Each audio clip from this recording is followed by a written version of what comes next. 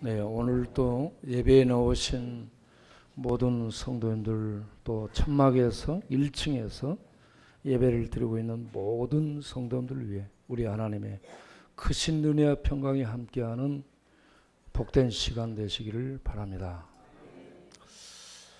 우리가 쪽방에 다니면서 복음을 전하고 교회에 나오시겠다고 약속하신 분들이 많지만 참 교회에 나오지를 않습니다. 그리고 교회를 나오시는 분들도 조금 나오다가 말다, 나오다 말다 그렇습니다.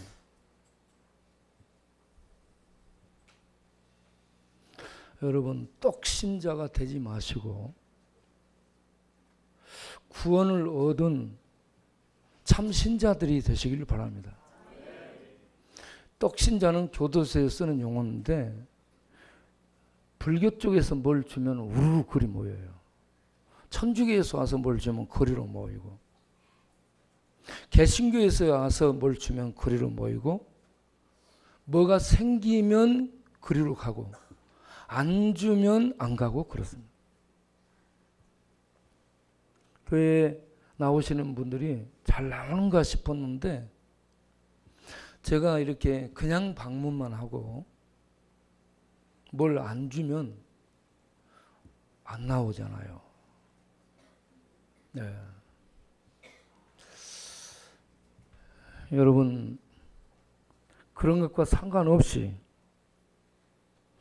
하나님께 경배 드리러 나올 수 있는 믿음의 성도님들이 되시기를 바랍니다. 저 뒤에 앉아있는 우리 개찬이 형제님이 참 예뻐요. 우리 개찬이 형제님은 내가 뭘 준 게 없어요. 예. 예.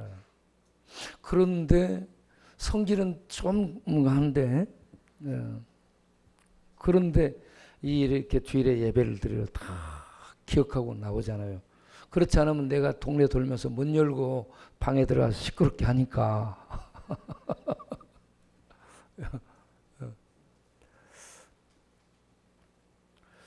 예. 어제 우리가 신방하는데 그 한 친구가 또 화상을 입었어요. 그 친구는 전에 화상을 입어가지고 윗부분에 화상을 입어가지고요. 75일 정도 중환자실에 입원해 있었다고 그렇습니다. 여러분, 75일 정도를 중환자실에 입원해서 이 치료를 받았다면 굉장히 위중한 그런 상태였다고 볼 수 있습니다. 화상 환자들은 굉장히 고통을 받습니다. 우리 저기 오군 형제님이 이렇게 화상을 입어가지고 지옥불 체험을 했습니다.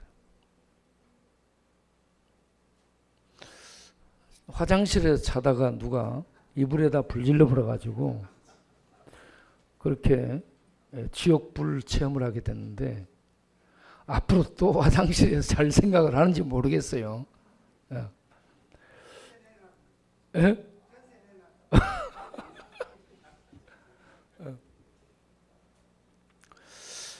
예, 그 전 연도에는 화장실에서 7, 8개월을 이불 뒤집어 쓰고 살았었잖아요. 그때는 냄새가 너무 지독했고, 이번에는 이렇게 화장실에서 자다가 이불에 불 붙여버리고 누가 벽돌로 뒤통수 찍고 그러한 죽을 뻔한 고통을 이렇게 당했습니다. 이번에는 정말 정신 차려야 될 줄로 믿습니다. 제가 오근희 형제를 대표로 얘기한 것인데 다른 분들도 다 마찬가지입니다. 화상을 입게 되면 그 피부가 불타가지고 썩습니다. 그게 이제 병균이 침투해서 들어갈 수 있고 피로 들어가게 되고 그렇게 되는데 만약에 그렇게 되면 그 사람은 이렇게 크게 아프게 되고 생명의 위험도 당할 수 있습니다. 그래서 이 피부를 이렇게 빼빨아 문대죠. 썩은 살을 도려내기 위해서 빼빨아 문대면 빨갛게 피가 일어납니다. 그렇게 빨갛게 피가 나올 때까지 문대요. 새살이 나와야 되니까. 그런 다음에 거기에다가 소독을 부어버리잖아요. 소독으로 씻습니다. 그러면 불타는 것 같아. 불타는 것 같습니다. 그런데 그렇게 해서 꺼주로 발라놨다가 다음날 되면 또 똑같은 그 치료를 하기 위해서 반복합니다. 그래서 마가복음 9장 말씀이 떠오르죠. 거기는 구더기도 죽지 아니하고 불도 꺼지지 아니하느니라. 계시록 20장 10절을 보게 되면 거기는 유황불이 타고 있다라고 얘기합니다. 그곳을 예수님이 마가복음 9장에서 지옥이라고 표현을 하고 있습니다. 지옥은 사람들이 만들어낸 그러한 어떤 장소가 아니고요. 하나님이신 예수님이 이 땅에 오셔서 직접 말씀하신 그러한 장소입니다. 그러니까 예수님이 첫 번째 공생의 첫 시작하면서 회개하라. 천국이 가까이 왔느니라. 라고 이렇게 천국에 대해서 말씀을 하셨고 중간에 이렇게 지옥에 대해서 얘기를 하고 있습니다. 하나님이 천국에 대해서 얘기하고 지옥에 대해서 말씀을 하셨다면 천국과 지옥은 작가의 어떤 상상 속에 있는 그런 세계가 아니라 실존하는 세계라는 것을 알 수 있습니다. 우리는 천국과 지옥이 실존하는 그런 세계임을 기억하시기를 바랍니다. 그 하나님의 나라, 그 하나님의 나라 천국이 얼마나 중요하면 예수님이 공생애를 시작하면서 첫 마디가 회개하라. 천국이 가까이 왔느니라. 그리고 이 땅을 떠나시면서 제자들에게 이 천국 복음을 그들에게 맡겨서 세상에 가서 이 복음을 전하라라고 부탁을 했겠는가. 여러분, 천국은 너무너무 중요한 곳임을 기억하시길 바랍니다. 교회를 나오는 목적, 예수를 믿는 목적이 내가 교회 다녀서 지식을 좀 얻고 쌓아서 괜찮은 그런 종교인이 되고 괜찮은 사람으로 행동하기 위해서 교회를 나오거나 그러면 안 되고 내가 교회를 나오는 목적, 예수를 믿는 목적, 성경을 읽는 목적이 내가 구원받고 내가 천국 가고 내가 영생을 얻기 위해서 교회에 나오고 예수 믿고 성경을 읽는 성도가 되시기를 바랍니다.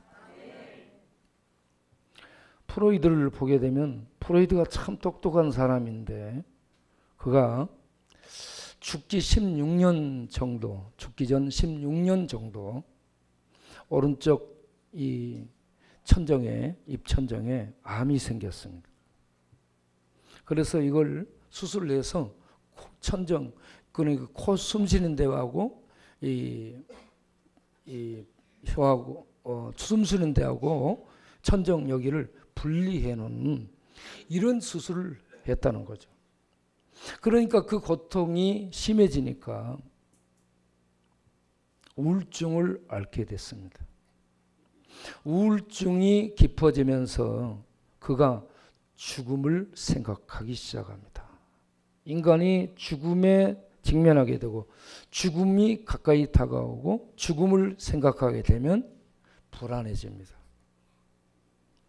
이 아픈 데의 고통과 엄습해오는 죽음에 대한 불안, 이 고통,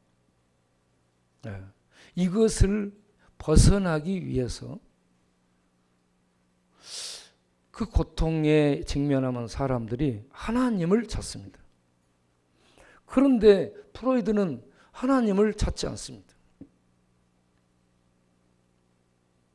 참 불행한 사람이죠.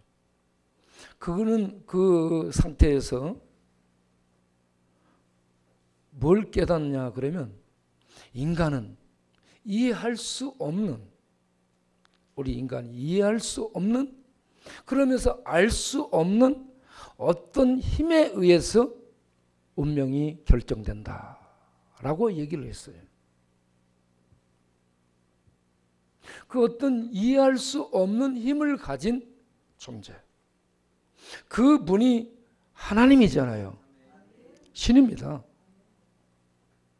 그 하나님 앞에 자비를 구하며 은혜를 구하며 나오면 될 텐데 끝까지 버티며 하나님 세계를 향해 문을 두드리지 않고 하나님을 외면한 채로 갔습니다. 불행한 사람이죠. 불쌍한 사람입니다. 프로이드가 그러면 성경을 모르느냐? 성경을 압니다.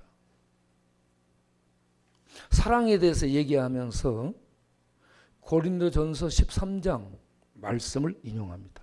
사람이 아무리 많은 말을 하고 아무리 큰 믿음으로 일들을 행하고 할지라도 사랑이 없으면 아무것도 아니다.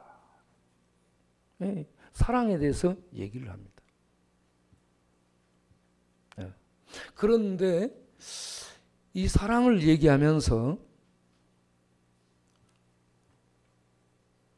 요한일서 4장에 하나님은 사랑이시라, 이 말씀을 똑같이 인용을 해요. 하나님은 사랑이시라. 하나님은 사랑이시라. 그런데 이걸 또 거꾸로 하게 되면 사랑은 하나님이라, 이렇게 해도 될 수 있다는 거죠. 하나님의 그 근본 속성이 사랑이죠. 사랑입니다. 그런데 이걸 잘못 표현하면 사랑은 신이다, 하나님이다 그러면 오만 사랑을 다 신으로 표현하게 되면 이때부터 악마적인 행동들이 나오고 사랑이라는 이름으로 악마가 될 수 있다는 얘기죠. 하나님의 말씀을 인용하는데 이렇게 다릅니다.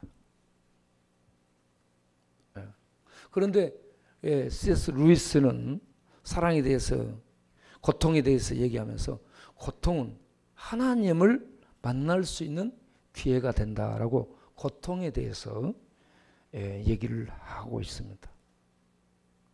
고통과 슬픔은 그래서 유익한 것이다.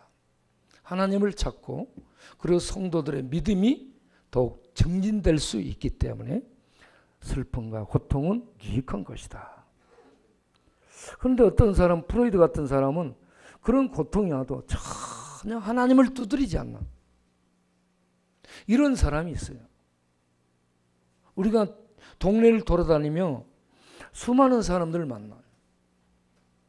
그 어려움과 아픔 속에, 고통과 슬픔 속에 있는 사람들을 만나죠. 거기서는 이 하나님을 믿고 받아들이는 것 같은데 입술로는 거기서 동의를 한 것 같은데 믿음으로 나오지를 않더라는 얘기입니다. 참 그게 안타까운 그런 우리 쪽방 동네의 모습이라. 오늘 동원참치가 예배에 나오기로 했어요. 엊그제 사고 쳤다며 또. 그래서 지금 모든 걸 다 잃어버렸다고 그럽니다. 그래서 오늘 예배에 꼭 나와서 예배 드리고 나면 목사님 2만을 주십시오. 말라고 그러니까 핸드폰을 이거 2만 원짜리 이거 구입을 해야 된다네. 왜 그러는데 그러니까 검찰 쪽에서 자기한테 연락을 해야 되는데 연락을 할 만한 그게 없으니까 그걸 좀 도움 받아야 되겠습니다. 그래 그러면 예배에 나와. 그래 예배에 나올 줄 알고 기다리고 아무리 둘러봐도 없어요. 이따가 예배 끝날 때쯤 올 거예요. 그럴 때 내 마음이 어떻겠어요? 예? 네. 이런 것을 잔머리라고 하잖아요. 본머리를 써서 예배에 전적으로 참석해야 되는 이런 이 기본이 돼야 되는데 지할 것 다 하고 예배 다 끝날 때쯤 딱 나타나서 얼굴 삐쭉 비추고 그러고 나서는 주먹이 울죠. 여러분. 그런데 우리 교회는 사랑은 미워도 다시 한번이라는 것을 하잖아요. 이걸 딱 써놨기 때문에 이걸 가지고 들이대면 사랑은 미워도 다시 한번 해야죠. 네. 하나님은 사랑이시라.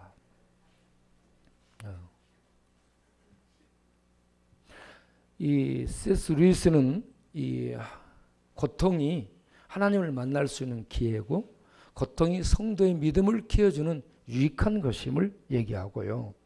사랑에 대해서 얘기할 때에 하나님은 사랑이시라 라고 하면서 우선 두 가지로 네 가지로 얘기하지만 두 가지로 크게 나눕니다.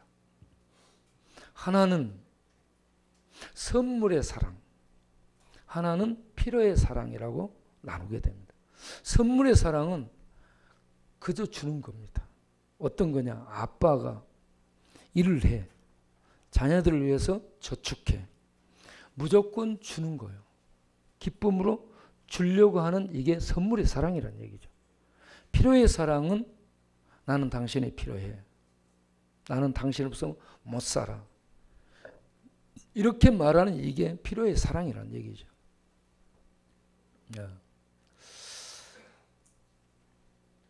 그런데 프로이드를 보면 사랑을 얘기하면서요.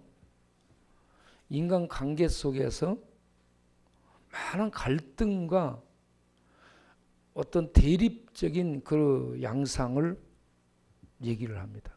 직장에 들어가도 상사와 동료들 간에 갈등과 다툼이 있다는 얘기입니다. 부부 간에도 같이 이렇게 사는데 이렇게 늘 대립과 갈등이 있다는 겁니다. 마을 간에도 갈등이 있고 민족 간에도 갈등이 있어요. 우리나라 안에도 얼마나 호남파, 경상도파, 강원도파, 충청파,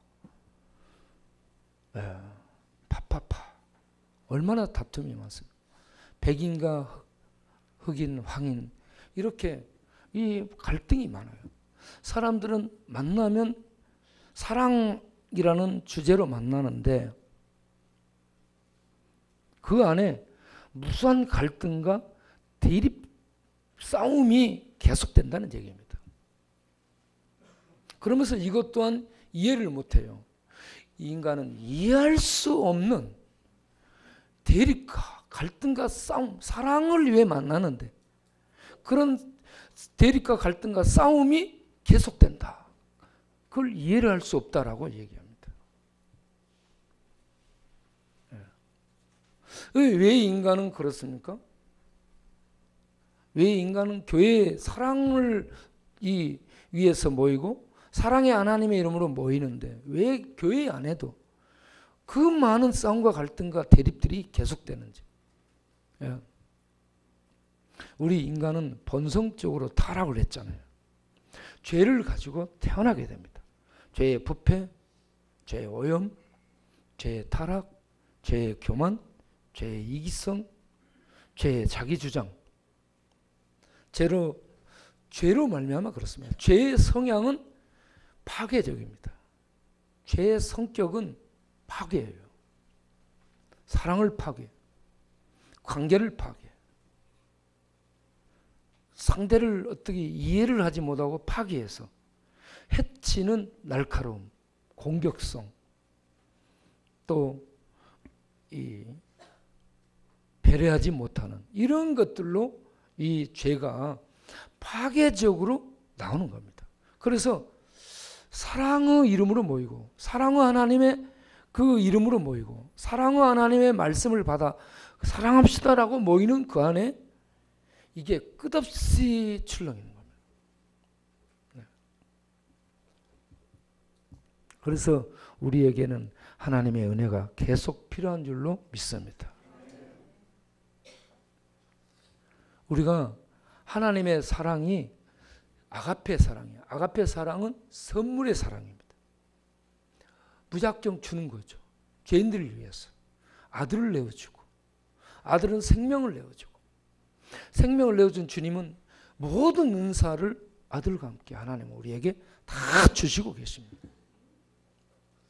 하나님은 주고 또 주고 주고 또 주는 끝없는 아가페 사랑, 선물의 사랑을 값없이 주시고 계시죠.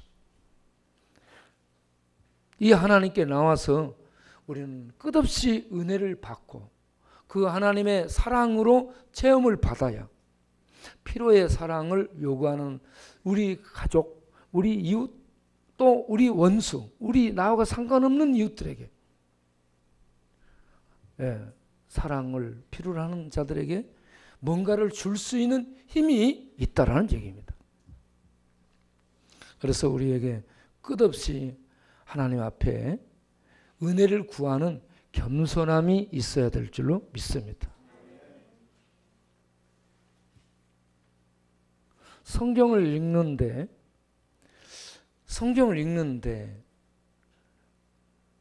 성경을 많이 읽고 있는데 왜 우리가 만들어지지 않는가? 성경의 지식은 쌓아져 가는데 프로이도 성경 지식을 말씀을 인용해요. 사탄 마귀도 성경 말씀을 인용해요. 세상 사람들도 성경을 인용합니다. 그런데 이 성경의 권위 앞에 우리가 복종하고 순종함이 없기 때문에 이걸 인용해서 써먹으려고만 하니까 우리는 하나님의 말씀을 하나님으로 알고 그 말씀의 권위 앞에 순종하는 성도가 되어야 될 줄로 아시길 바랍니다. 순종해야 됩니다. 순종해야 돼요. 그래서 이 히브리서를 우리가 읽게 되잖아요. 지금 단톡에 히브리서를 읽기 위해서 보내고 있습니다. 히브리서를 읽기 위해서 보내는데 히브리서에 대해서 잠깐 말씀을 드려야 되겠다 싶어서 오늘 이 본문을 삼은 거죠. 히브리서는 대략 기원 후 60년에서 70년 사이에 기록된 것으로 추정을 합니다. 성경을 몇 년대 썼다라고 아무도 써놓은 사람이 없어요. 그래서 추정만 하지 연도를 누구도 얘기를 못합니다. 히브리서는 누가 썼다라고 저자도 뚜렷하게 나오지 않습니다. 바울이 썼다, 바나바가 썼다, 브리스길라, 아굴라 썼다, 뭐 구에 어떤 제자가 썼다, 뭐 여러 설이 있어요. 그런데 추측이에요. 누가 썼는지 몰라. 그런데 이 히브리서가 써진 배경이 뭔가? 왜 히브리서를 쓰게 됐는가? 그 배경, 동기를 우리가 알아야 됩니다. 오순절에 성령이 임했습니다.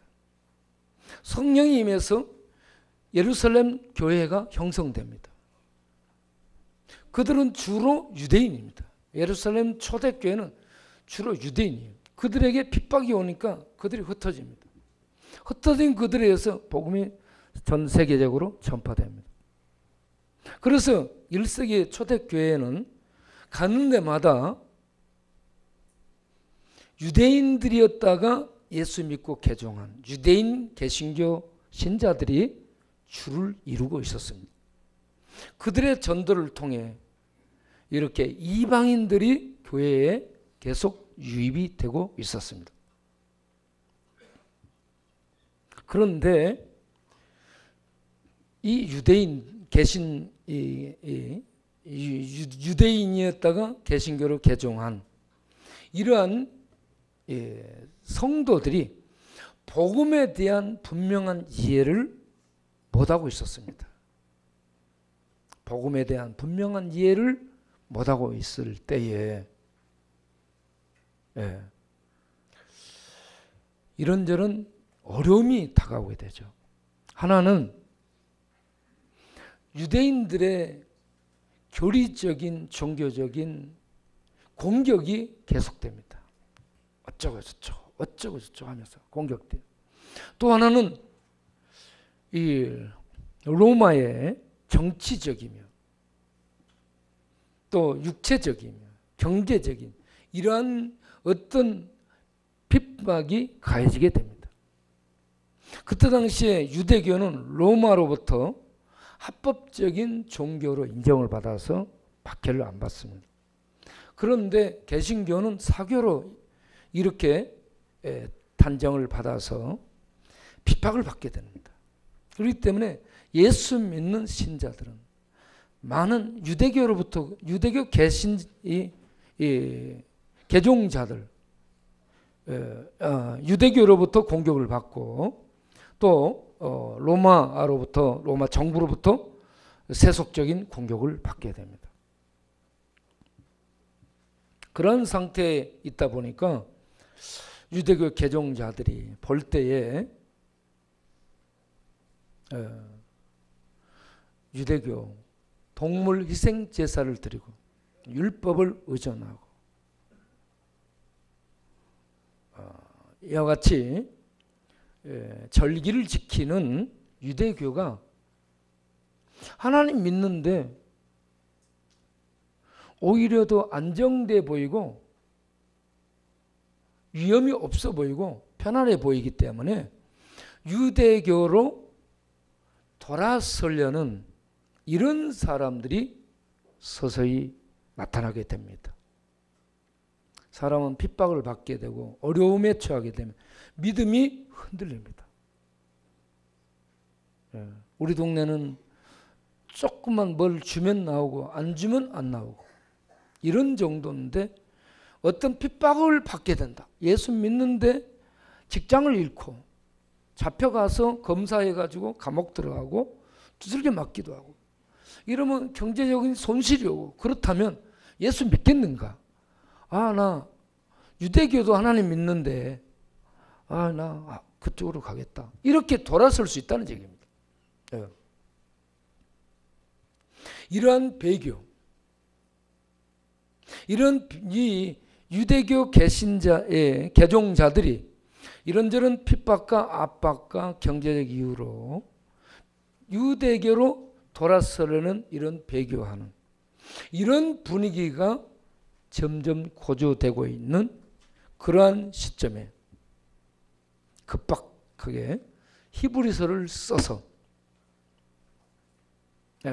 그들에게 유대인들이 갖고 있는 기존 이 어떤 인식의 틀이 있는데 그게 하나님이 만든 피조물 중에 천사가 최고로 생각합니다.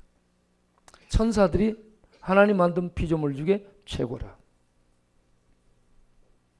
그리고 인간 중에 율법을 받아서 이스라엘에게 가르친 모세가 최고라. 그리고 그들이 드리는 성전에서 드리는 대제사장의 제사 제도가 유효하다. 이런 식으로 생각을 하고 있는 거예요. 그런 유대인들에게 천사보다 훨씬 우월하신 예수 그리스도, 모세보다 율법을 받은 모세보다 훨씬 우월하신 예수 그리스도, 그리고 성전에 드리는 제사, 그 제사를 너희들은 계속 동물로 희생으로 계속 드리는데 그건 죄를 생각나게 하지만 그 제사를 단번에 드려서 완성한 성취한 다시 제사 드릴 것이 없도록 한 성취한 영원한 성취를 이룬 예수 그리스도, 이 분을 믿으라 이 말입니다.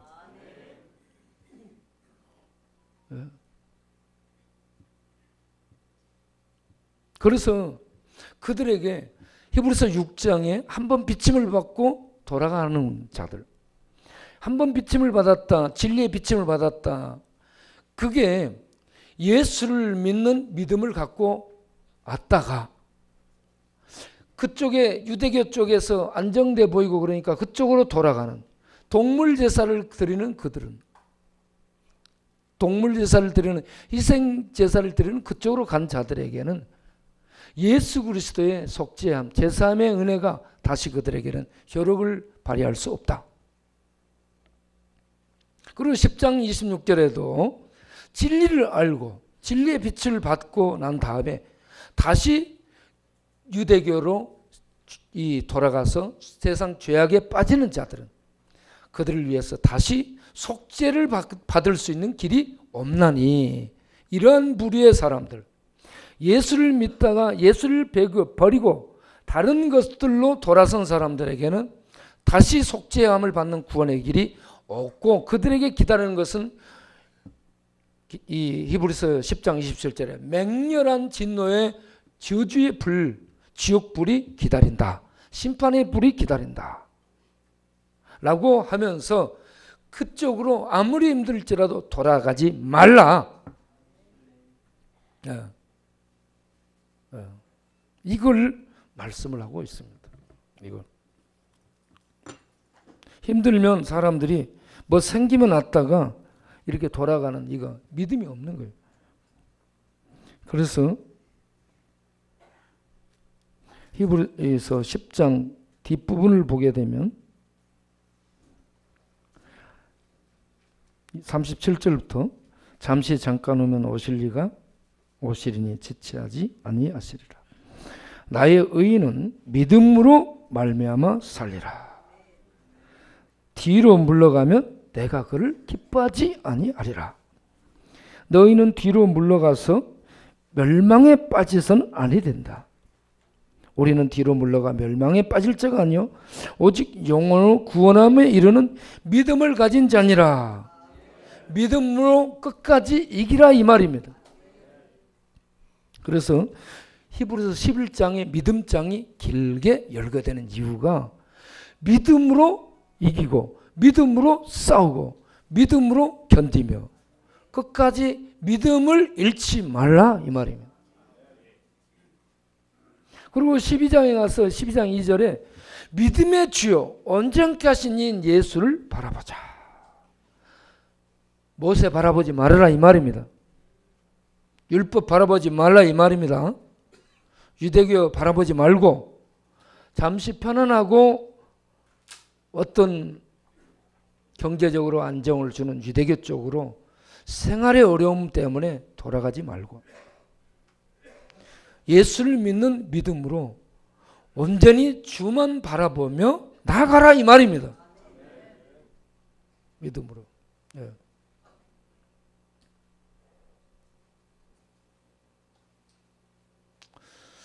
그러면서 히브리서 13장 끝부분에 가서는 이렇게 말씀을 합니다. 11절부터 보면 예수님이 어떤 분이냐.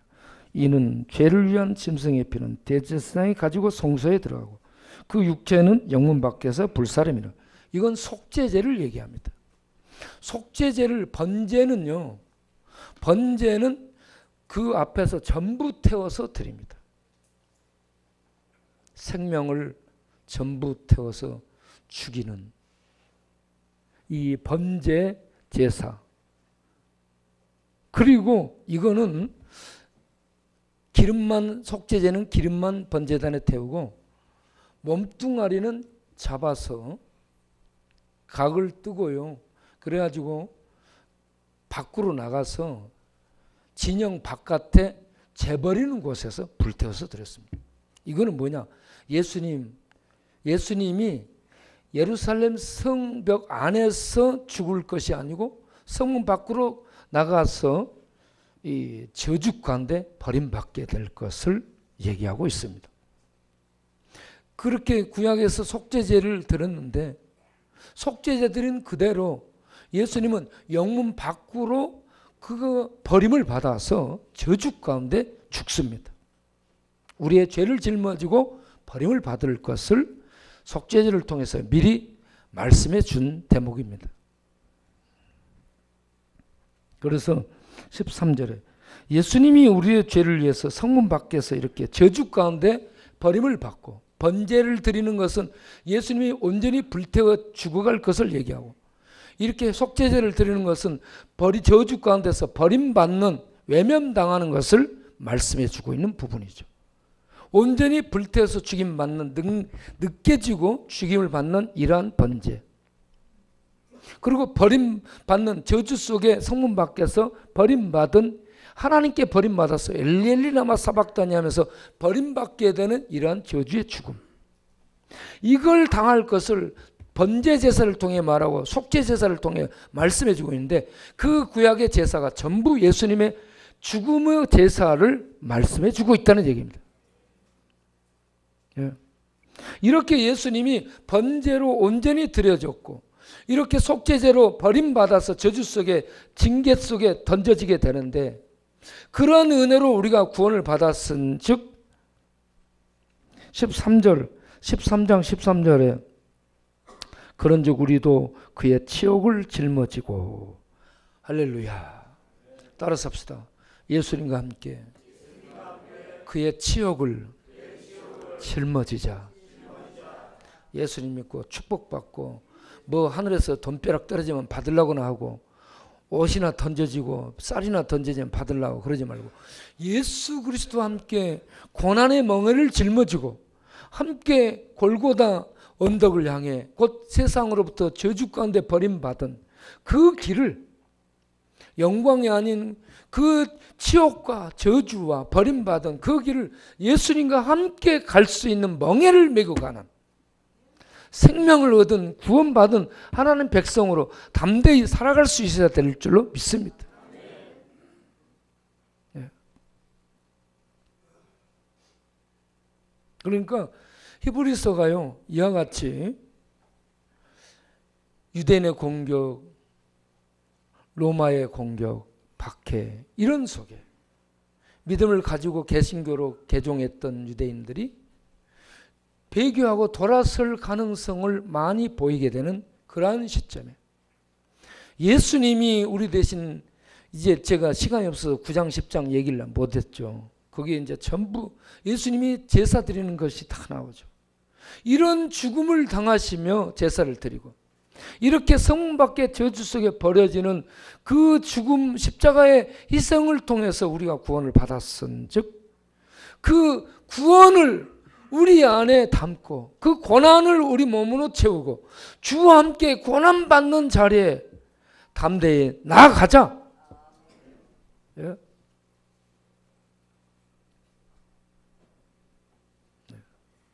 여러분, 그렇게 할 수 있겠습니까? 우리 안에 구원이 있다면, 생명이 있다면, 하나님의 생명이 있고 하나님의 진리가 있고, 예? 하나님의 이 말씀이 우리 안에서 약동하고 있다면, 우리가 주와 함께 담대히 우리의 남은 생애를 고난 속에 넣어서 이런저런 고난과 핍박과 세상으로부터 던져지는 능욕과 치욕을 받으며 주께서 걸어가신 그 길을 갈 수 있어야 되리라고 믿습니다. 주님도 말씀을 하셨어요. 마태복음 24장을 가서 보게 되면, 마태복음 24장 14절 앞에 주님이 말씀합니다. 불법이 성함으로 많은 사람의 사랑이 식어지리라. 거기에 이걸 다시 읽으면 불법이 성함으로 많은 사람의 믿음이 식어지리라, 이렇게 볼 수 있습니다. 불법이 성함으로 많은 사람의 사랑이 식어지고요, 믿음이 식어집니다. 그러면 돌아서는 거죠. 그런데 13절에 뭐라고 되니? 그러나, 따라서 합시다. 끝까지 견디는 자는 구원을 얻으리라. 아무리 사람들이 공격하고 세상이 핍박하고 우리를 능욕하는 다리에 던져 넣는다 짓밟는다 해도 믿음을 가진 자는 끝까지 견딜 수 있게 될 줄로 믿습니다. 믿음은 이런 모든 것을 이기고 서게 하는 힘입니다. 그래서 히브리서 11장 38절에 믿음으로 사는 자는 세상이 부서뜨릴 수 없다. 믿음으로 사는 자는 세상이 감당할 수 없다. 이렇게 말씀합니다. 이 믿음, 진짜 믿음. 여러분, 우리에게 이 믿음이 있기를 바랍니다. 이 믿음을 가진 자는 히브리서 1장에서 이 앞부분에서 예수님이 누군가? 예수님은 1장 1절에서 3절까지 예수님은 하나님의 아들이고 창조주이고 구세주이시고 왕이시다. 이걸 얘기합니다. 그러면서 4절부터 오늘 읽은 그 부분까지 예수님은 천사보다 훨씬 비교가 안 되는 분이시다라고 말씀합니다. 여러분, 여기서 아들이라는 말씀들이 많이 나와요. 아들이라는 말은 창조된 자가 아니라는 얘기입니다. 창조는 created, 만들었다는 얘기입니다.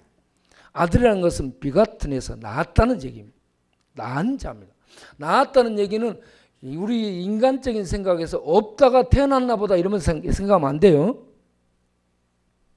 안 계신 적이 없이 하나님과 함께 계신 분인데 하나님과 똑같은 신으로서 동류로서 나셨다 하는 그런 의미입니다. 안 계신 적이 있다, 그래서 태어났다 그러면 아리우스파가 되는 겁니다. 아리우스파는 하나님은 온전하고 아들은 약간 열등하고 성령은 그분에게서 나오고 아버지에게서 나오니까 좀 더 열등하고 3등분합니다. 차등을 두. 이게 아리우스파, 이건 니케아 종교에서 정죄받은 이단이죠. 거기서 예수님은 하나님과 동일 본체, 동일하신 분, 하나님과 동일한 신성과 능력과 본질이 똑같은 분이시다. 이렇게 해서 예수님을 1세기 초대교회 교회에서 하나님 아들 메시아로 알고 주로 하나님이 우편에 올리셔서 하나님의 영광을 똑같이 누리는 왕 통치자로 세운 것이 주요요. 이스라엘 하나님을 여호와를 주로 경배했는데 여호와 똑같은 여호와로 높인 그 상태를 주라고 표현합니다. 그래서 하나님을 여호와를 경배했던 주로 알고 있는 것처럼 예수님을 하나님의 주로 경배할 똑같은 주로 올리셨다는 얘기입니다. 하나님 보좌 우편에 앉으셨다, 이 말은 똑같은 하나님의 경배받을 주가 되셨다는 얘기예요. 1세기 초대교회 교인들은 전부 예수님을 이렇게 경배했습니다. 아들이라는 얘기입니다. 아들이라는 얘기는 가장 아름다운 이름입니다. 모든 것을 이 상속권, 만유의 상속자가 됐잖아요. 하늘과 땅 모든 것을 갖고 있는 소유권자라는 얘기입니다. 법적으로, 실질적으로 법적 소유권자. 예수님이 이런 분입니다. 우리가 이 복음서도 전부 예수님이 누군가, 서신서도 예수님이 누군가, 이 히브리서도 예수님이 누군가, 이걸 말씀하고 있습니다. 성경 읽을 때 예수님이 누군가를 잘 알고 읽을 때 여기에서요, 이 찬송이 나오고 감탄이 나오고 말이 안 나와, 말이. 그래서 저절로 어때요? 영혼의 무릎이 꿇어지고 하나님에 대한 찬송이 나오게 되죠. 이게 성경을 읽는 겁니다. 이렇게 해서 성경을 읽으면서 예수님을 우리들이 하나님이요, 하나님의 아들인 메시아요, 그리고 우리를 구원하신 구세주이시오, 그리고 모든 만물을 창조하신 창조주이시오, 그리고 그분은 온 세상을 심판하실 심판주라는 사실을 알고 믿고 고백하고 또 받아들이고 이걸 증거할 수 있는 그런 성도가 되어야 될 줄로 믿으시길 바랍니다. 프로이드처럼 성경 인용이나 하려면 안 돼요. C.S. 루이스처럼 예수님이 어떤 분인가 알고 그 앞에 굴복하고 그분을 믿고 그분이 이런 분이라고 변증할 수 있는, 히브리서도 변증서입니다. 복음서도 변증서, 다 변증서. 그 1세기에 이렇게 이제는 혼란이 많은 시대에 아니야.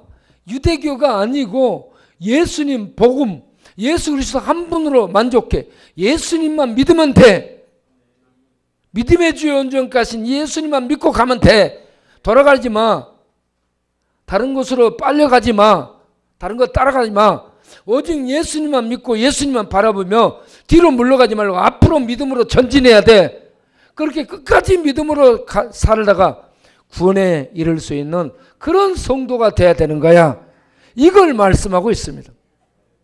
우리 모두 끝까지 믿음으로 예수를 붙들고 가서 구원에 이르고 구원을 누리고 구원을 전하며 사는 우리 모든 성도들 되시기 바랍니다. 기도하겠습니다.